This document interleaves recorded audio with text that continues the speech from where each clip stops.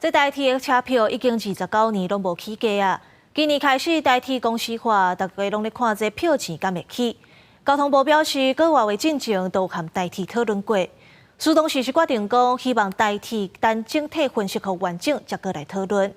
另外，今仔早起已经通过临时提案，讲这低档的灾区完全互关进前，东部的火车票钱拢袂使起价。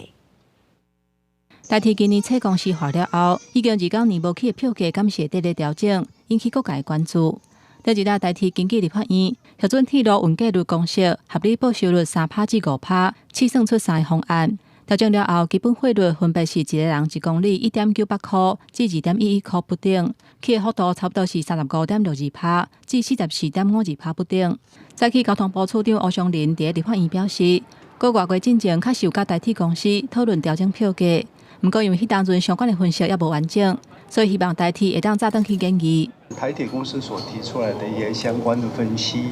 我们认为还不完整，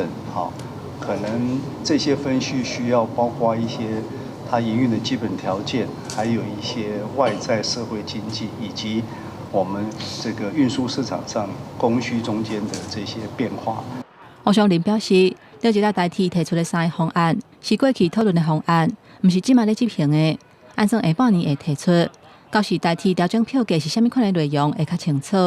有立委认为讲，花莲地动了后，东部的观光受到冲击，车票若阁起价，可能会影响东部的观光，所以临时提案，东部灾区完全互关进前，代替东部的票价应该卖起。